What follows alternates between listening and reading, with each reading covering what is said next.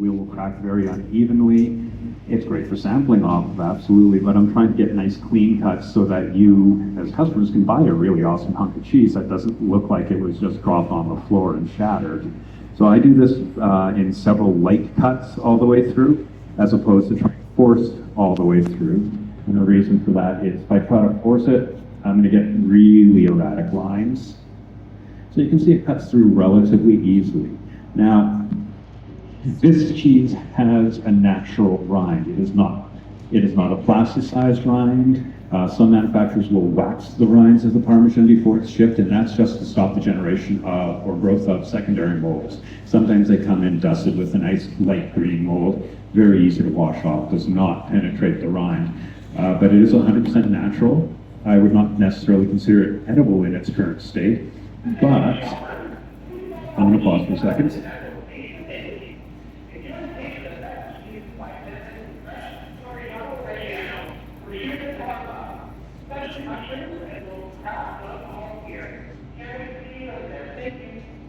All right, so in this state, it's basically inedible. It's very dry, it's very hard. Your teeth will not thank you. However, it is one of the best flavoring ingredients you can use for sauces, especially red sauces and soups. You can simply take the rind and place it in at the final simmer, let it sit there for 10-15 minutes, and you get a nice rich flavor from it without having to add that ton of cheese. It's really great. So while I'm doing this, I have to score a line all the way around the wheel. So you can see it's a nice tight line right now because the wheel is basically intact. All I've done is pierce the casein rind, and that's what it is made out of, is casein, which is dried milk protein. I can digress much further about casein, but in the interest of keeping this presentation in under an hour and a half, I'm not going to, but if you want to know more about the milk proteins and such, by all means ask me afterwards and I can get my nerd on. So I'm slowly cutting through all of this. That's a better line. And once I've gotten all the way through, all right, so that is about the only time I use this particular knife is to cut through. Now, while I've got the wheel on this side, I want to point out a really interesting feature of this. So on this side of the wheel, there's this funky looking sticker, if you will. It's made out of casein as well. It has two what look like QR codes, and then it has an alphanumeric code on it. This is a more or less proof of origin that the dairies put on the wheels when they start to make them. What it does is it proves that it gives provenance to its origins. So if I had a specialized scanner, I could read those QR type codes, and it would tell me not just the dairy, the city it's in. It would also give you the name of the head cheesemaker, the exporter on record, and the composition of the herd. And I'll talk more about the milks and such as well. But at our level, at the consumer level, that alphanumeric at the very bottom is the important one. You can enter it in on the Parmigiano Reggiano website, and it will cough up the information of when it started to age, the name of the dairy, and its location, in which case that's City of Betsy, and the dairy is owned by a company called Boni. There are other features of this to help prove that it's Parmigiano Reggiano. It is, one of the most treasured cheeses in the world. It's also one of the most copied or counterfeited cheeses in the world. So, progressing with the cracking, the next blade I use is called an almond blade. It's called that because of its shape. Looks like an almond. One very thin side, sharp enough, I wouldn't run it across my bare hand. Nice thick spine, but not much of a tip. This is used to help open the wheel. It's kind of like a splitting wedge, to use the lumber analogy. So start off, get it in a little ways, and drive it down, half to 2/3 of the way. Then same on the other side. These definitely work better in pairs. And then what I do is I take them and I turn them so that they're roughly parallel to the table. Obviously that one needs to go down a little further. There we go. So what they're doing now is they're starting to separate that cut I put all the way through the rind. So if I turn it so you can see the brand, you can see that nice tight little line down there is opening up here. And from the top it's even more visible. So now I move to the final knife. So I have a choice here. This one is called a stiletto.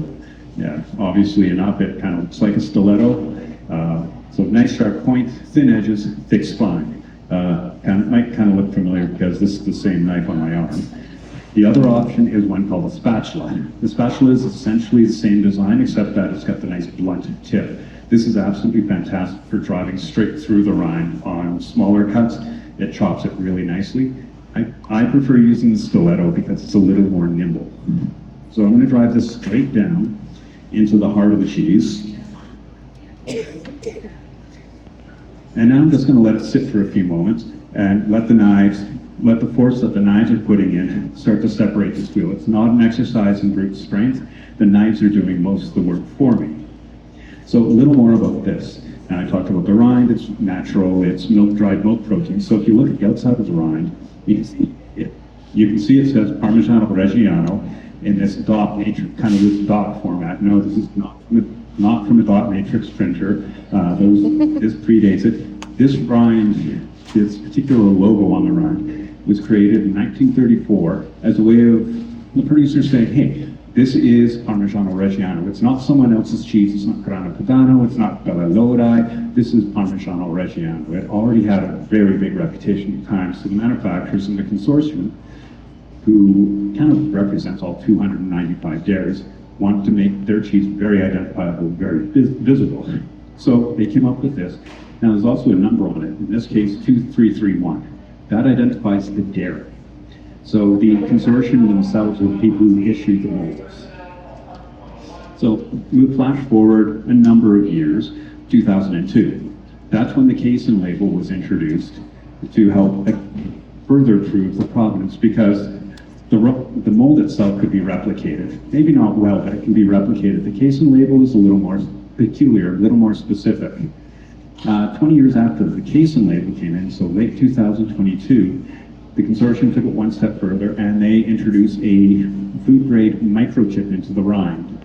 So 100,000 wheels in late 2022 had this microchip installed. And the microchip itself provides a faster, easier way to verify the provenance of the wheel. Instead of having to open the box, find the casein label, hope it hasn't been damaged in shipping or aging, you can simply move your scanner down, and away you go. You get all the information, so it makes it much easier. So, kind of the follow-up question: why all these steps to make sure that you can verify what this is?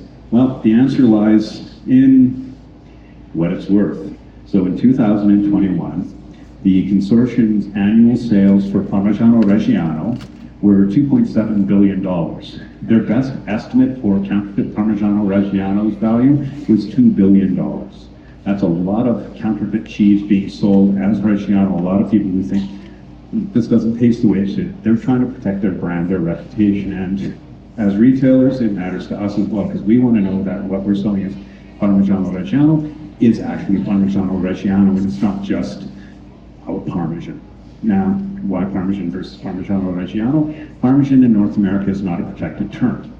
In Europe it is, so yeah, any Parmesan cheese in Europe is Parmigiano Reggiano. In North America it's a different story. You can make basically any cheese you want, a hard cattle milk cheese, and call it Parmesan. But Parmigiano Reggiano is a totally different beast. And there's one final thing I'll show as I move the wheel around. I'm pulling the knife, pull the knives out now, and you can see how easily they come out versus how much effort it took to put them in. So on the front of this, you can see this lovely oval logo. It's actually a brand. So they burn it into the casein rind of the cheese, and that happens at 1 year of age. Parmigiano Reggiano must be a minimum of 12 months old to be sold, and it actually undergoes a grading process. So at 12 months, the representatives, the graders from the consortium, go to the dairies and they test the wheels. They test it for all sorts of organoleptic properties, smell, weight, all of that. They also they have a special little hammer and they tap the wheels, and the sound that the wheel makes helps determine the grading of the wheel. If it passes all these tests, they brand it. It is now marked as export grade. They can age for up to another year, and at 2 years they're regraded, and then they get graded every single month afterwards. So when you start getting to these 72-month wheels, or my goodness, like the 26-year wheel, think about the number of times that has been tested to make sure it's still a quality product. So that, again, that's why they are so careful about protecting their brand and making sure that if it says Parmigiano Reggiano, it is Parmigiano Reggiano. So I'm going to flip the wheel over. And I'm going to do the same thing with the knives. So almond blade. And while I'm doing this, I have a trivia question. Who wants to guess how much milk it takes to produce a 40-odd kilogram wheel of Parmigiano Reggiano? Any thoughts? 55. Very low. 100 liters. Way higher. Kent, you have an idea? Nope. Very, very low. 550. Ooh, we got a ringer in that. 550 liters is the exact answer. I'm cheating. I used the same question last year. So I'm just going to drop this knife in now. I'm going to let that rest for a moment, although not long. So I'm going to talk very briefly about, I touched on milk. This is made from part skim milk. So the milk is from two different milkings. The evening milking, they let the milk sit in the vats. The fat will naturally separate. They skip it off in the morning. They add the morning milk, and then they get started making the cheese. So the milk that this is made out of is never more than 24 hours old. It can't be. And that's part of the DOP designation of it. There are 4 breeds of cow that produce milk for this.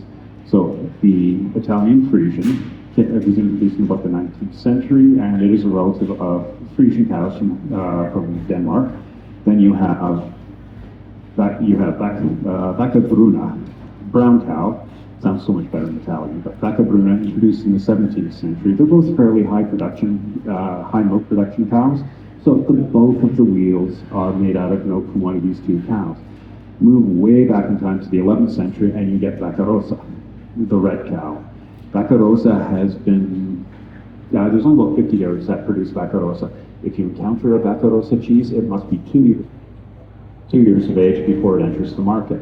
The final one is Vacca Bianca di Modena, and that is the oldest breed. They have no idea of when it was introduced into Italy. It is also the rarest of the milks used for Parmigiano Reggiano, to the tune of 1 dairy producing Vacca Bianca. Wow. Okay, my mic's back. Love to get my hands on some. Let's have a fun day today. So at this point, now that I've deafened everyone, I'm going to step over here and pull the wheel with me, and it's already opened itself, so we're just going to go for it. Wow. That is Parmigiano Reggiano. Not quite as clean as I had hoped, but while we're here, so backtracking a long way, Parmigiano belongs to a family of cheese called Grana, grainy. And you can really see that grainy texture of the cheese as it breaks open, so I've got these nice rough sections. The other interesting part is when you come up closer, you'll see that there are a lot of little white dots in it. People think, oh, it's salt. That's very close to what it actually is. It's an ionic salt. It is a dried amino acid called tyrosine. It has 3 sodium ions in it, hence ionic salt. But it literally is an amino acid as well. It's formed as the wheel ages in the breakdown of the fats and the proteins. The older it gets, the bigger the crystals get, the stronger that flavor gets. And you'll see that in cheddars, Goudas, things like that as well. So it's not unique to Parmigiano, but Parmigiano certainly showcases it very, very well. And I had an interesting question a couple of days ago, one of these, about MSG and Parmigiano Reggiano. MSG still I gave you the wrong information at it. And there we are. So in reality, Parmigiano Reggiano is one of the highest natural sources of MSG out there, to the tune of 1,200 milligrams per 100 grams. So it is quite dense, but it's natural. And our bodies also naturally produce MSG, but that is why this is so rich in umami. And are there any questions at this point, if you've managed to endure my long-winded talk? If not, we're going to get straight to sampling. Thank you all very much. Good job, Leonard. Now there's no more feedback. And I was wrong.